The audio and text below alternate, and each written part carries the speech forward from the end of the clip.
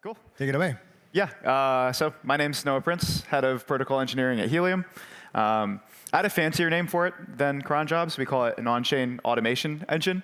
But it's a tool we built at Helium called Tuk Tuk. And because I'm a firm believer that if it's not on mainnet, it didn't happen, I have a demo that's actually running on mainnet right now. And to kind of showcase the composability of Tuk Tuk, what I've done is I've created two separate Tuk Tuk jobs. I have one that's effectively a subscription service where someone is paying 0.02 HNT every hour into a wallet. And then that wallet itself is what we call a fan-out wallet, which is effectively a split that takes those tokens and splits them to all of the holders in that wallet. So, looks like this. You have SPL tokens come in, go into a fan-out, and then it goes to end wallets. This is a vibe-coded, very ugly UI. And actually, if you want to see me vibe code this, there's a video on Helium's YouTube going through it. But yeah, and if you go to SolScan, I can even refresh here to prove it's on mainnet. You'll see every hour, basically, we have 0.02 HNT flowing in, and then 75% of it goes to this wallet, 25% goes to the next wallet. Pretty simple. This is a use case that we have come up over and over and over again at Helium, where there's something that needs to happen on a schedule, whether it's ending our epics or, more recently, claims. So all of Helium's hotspots earn rewards for providing coverage. Likewise, people stake HNT and get rewards. All these things tend to come in daily, and people want those claims automated. I think there was this thinking in the beginning that people get a dopamine hit from hitting the claim button. And that is true, like once or twice, and then it just becomes a manual task.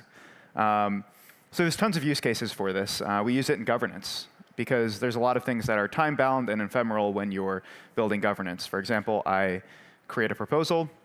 The proposal goes on for 7 days. Then the proposal needs to be closed. And likewise, when you vote, you put down a PDA to make sure that you can't vote again. That's just wasted rent that after a proposal is over, that rent should be collected. Ton of applications in DeFi. There's liquidations, there's DCAs, there's pool management. You can use this for bulk tasks and crank turning. Basically, anytime you have an endpoint on your Solana contract that doesn't necessarily need to be executed by anyone in particular, you should be using Tuk Tuk. So with all these use cases, the question is, why does something like this not exist? And the answer is, it actually does, or it did. There was this company called Clockwork, absolutely cracked devs. It was an amazing team and an amazing protocol, but they ended up shutting down in 2023. And when they did, all of the protocols like us that were using them just switched to these really flaky off-chain cron jobs and things like Kubernetes, where there's basically no redundancy. So if you're having RPC issues or anything, they just wouldn't run. So we realized that we needed to build something to replace it, but we had to look at what are some of the things that cause Clockwork to shutter operations, and it's mostly thin profit margins. People aren't willing to pay a ton to run a crank, right? You pay 5,000 LAMP ports for a transaction on Solana. You maybe want to pay an extra 5,000 LAMP ports to get the crank turned for you. So there's thin profit margins, and then on top of that, Clockwork's architecture meant that they had to use Yellowstone and Geyser and a whole bunch of heavy indexers for a lot of good reasons, but that meant that the minimum cost to run a crank turner was probably around $500 a month. So that really cuts into profit margins. And so for us, it was important to kind of eliminate that and make it a lot easier to run a crank turner. So why Tuk Tuk? Well, first of all, I don't know. I'm not that much of a decentralization maxi. The reason I love decentralization is because I don't have to do DevOps work. Decentralization just means DevOps on somebody else's computer. Make it Brian's problem. So no DevOps experience required, highly affordable. And another thing that I like, because I'm into code looking pretty, I like my code to be declarative. I don't like my smart contracts having this weird script that's off to the side. I like to actually declare in my smart contracts what I'm doing. If I have something that needs to run once a day, in my endpoint, I want to say, hey, this needs to run a cleanup task once a day. So with Tuk Tuk, you can do that. And this is the magic that allowed us to do it with really, really cheap, or do it really, really cheaply. We actually use IDs as part of the PDA key for a task. So if you want tasks 0 through 10, you derive PDA keys 0 through 10 and then get multiple counts. There's no get program accounts here. And then the task queue itself has a bitmap on it where each bit in that bitmap, if it's 0, means there's no task at that ID. And if there's 1, means there is a task at that ID. Which means all you have to do is subscribe to a WebSocket, and you can also poll every 30 seconds because WebSockets are unreliable. And you can make sure that you get every single task that comes through on a task queue without having to watch thousands of accounts. You're just watching one account. So let's talk about remote transactions. This is actually something you couldn't even do with Clockwork, which we needed at Helium because we have oracles. So at Helium, oracles decide how many lifetime rewards a hotspot has. And then on-chain tracks how many rewards you've claimed total. Fairly simple system. If I've claimed 5 HNT and my lifetime rewards are 10, I should be able to claim the difference. And the oracle is who signs off on that difference. So in a traditional flow, the wallet app creates a transaction. It passes it along to the oracle. The oracle says, yes, this looks right. You're claiming the 5 tokens difference. It signs it. It gives it back to the wallet app.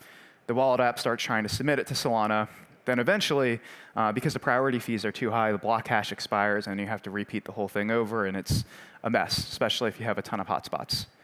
With Tuk Tuk, instead, you queue a task that says you want to claim. It gets picked up by the crank turner. That queries the oracle, and instead of getting a Solana transaction back, it gets a pre-signed compiled transaction, which is a special Tuk Tuk type. But notably, it exists for the lifetime of that task. It's just an ED25519 signature, which is verified through the ED25519 program. So it's much easier this way, but that also means that we can schedule this thing. And so you've probably noticed I've only talked about task queues and tasks, and you're wondering, like, where's the cron? Where's all of the other things? There is nothing else, actually. It's just task queues and tasks. We wanted to keep this deliberately incredibly simple because that makes it way easier to run a crank turner. The code for the crank turner is not that complex. It's just listening to task queues. It gets a task, and the task has some execution time. Now, you have a lot of freedom in terms of how you schedule a task. You can schedule it via CPI, via command line, via TypeScript and Rust SDKs, or more interestingly, via another task. And so recursive tasks sounds scary, but let's think about the cron use case. The cron use case is maybe I set my cron job to run every Monday at 10 a.m. What is a cron but a job that wakes up at 10 a.m., runs the task, and then schedules itself to run again at 10 a.m. the next Monday? And so that's how it does things. It just runs itself and schedules itself every single time. And so that is cron. And that is a separate program that is composably built on top of Tuk Tuk. And you don't need to use cron if you want to run jobs, but you can use cron if you want to run jobs. Here's another example that's not necessarily time-based. We have this idea of proxy voters in Helium, which is not unlike validators in Solana, where people say, OK, I don't want to research every single vote that's going on in Helium. I want to proxy my vote to Nova Labs or somebody else to vote for me. But now you have these organizations or individuals that have thousands of positions. And on chain, every one of those positions needs to vote. In a UI, that's just horrible, right? You have to approve like 100 transactions. If you're on a ledger, you're like clicking things. So instead, we use Tuk Tuk to automate this. The voter creates a little struct on chain that indicates which direction they want to vote. And then the endpoint to actually vote for each position is permissionless. Anyone can run that. Anyone, including Tuk Tuk. Another great example for Tuk Tuk is cleanup tasks. And this is probably the most common use case we see is things like governance. So I go and create a proposal, and in 7 days, that proposal needs to resolve one way or another. Likewise, when somebody goes and they vote on a proposal, they need to close that vote marker at some point 7 days in the future when the proposal ends. A lot of governance programs don't do this. They just leave the vote marker on chain, but rent's kind of expensive, so you're wasting 20 or 30 cents a vote that just never goes back to the user. Instead, with Tuk Tuk, you can just schedule it. So yeah, the whole thing is really, really easy to use, or at least meant to be. If it's not, we have a We have a Telegram group. Tell me that it's not easy. Yell at me. I'll fix it. But if you can construct a normal Solana transaction, you can construct a Tuk Tuk transaction. All you're doing is creating your instructions. You have to compile them into, basically our smart contracts idea of what the transaction should look like. But there's helpers for that, and then you queue it with some kind of trigger, and that's it. You can add a description to it, which makes it a little bit easier to debug. There's a whole host of command line tools to debug these things. So really easy to use. The only complex stuff gets to be around like free tasks, but free tasks are just based on recursive task returns, because Solana requires that you specify every single account that goes into an instruction. Tuk Tuk needs to know how many recursive tasks, or at least the maximum number that you're going to schedule. But otherwise, fairly easy to use. And queuing Cron looks pretty similar. There's a bunch of TypeScript examples in the repo. So yeah, that's it. I don't think we do questions here, but there is a QR code, links to the GitHub repo. If you want to be added to the Telegram group, use this for your protocol, hit me up. I'll be walking around the conference. Yeah, thanks, guys.